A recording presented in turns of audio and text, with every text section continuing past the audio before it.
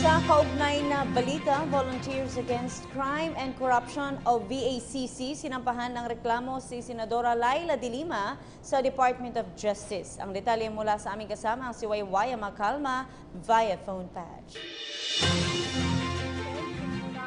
VACC o Volunteers Against Crime and Corruption.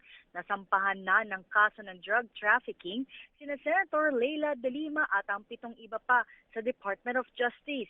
Ito'y patungkol sa transaksyon ng illegal na droga sa New Bilibid Prison. Mula pa taong 2012 hanggang 2016 na kinabang ang kalihim. Kabilang sa mga kinasuhan ay sina Undersecretary Francisco Baraan III, that Corrections Chief Franklin Bucayo, mga dating security aides si De Lima, ito'y sina Ronnie Dayan, Jonel Sanchez at Jose Adrian Vera o alias Jad De Vera na pamangkin ni De Lima, Wilfredo Eli at ang high-profile inmate na si JB Sebastian. Partikular kaso ang isinampa sa kanila ay ang Republic Act 9165 o Comprehensive Dangerous Drugs Act, partikular na ang Section 5 C. Ito'y dahil klarong ginamit ni De Lima ang kanyang posisyon at kapangyarihan umano bilang dating kalihim ng DOJ para sa illegal drugs trade sa MVP. Ayon kay VACC Chairman Dante Jimenez na malakas ang kanilang kasong inihain sa mga ito.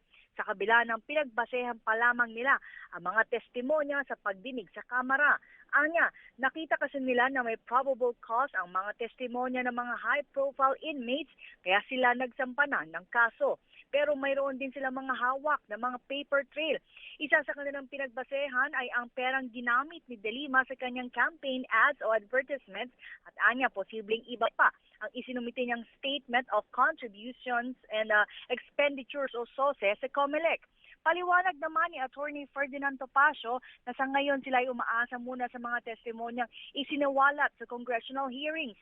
Ngunit kanyang tiniyak na may iba pa silang hawak na ebidensya laban sa kanilang mga kinasuhan, gaya na lamang ng mga bank records. At dahil kailangan muna nilang hilingin sa AMLAC o Anti-Money Laundering Council ang mga ito, bago nila ito formal na isumite sa DOJ bilang mahalagang ebidensya. Dahil rito ay hihilingin naman ni Jimenez sa buwagin na lamang ang Bureau of Corrections dahil hindi naman natatama ang mga dapat iparusa sa mga kriminal. Bagkus ay mas lalo pang nagkaroon ng kapangyarihan ang mga high-profile inmates. Gayunman, dinepensahan naman ni Atty. Topacio ang hindi pagsama ng iba pang high-profile inmates na nagtestimonya sa Kongreso. Ito'y dahil tinakot lamang ang ibang inmates gaya ni Herbert Colango para magbenta ng iligal na droga habang nasa loob ng piitan. Dahil anya kung hindi nila ito gawin ay posibleng malipat pa sila ng ibang piitan o di kaya patayin sila.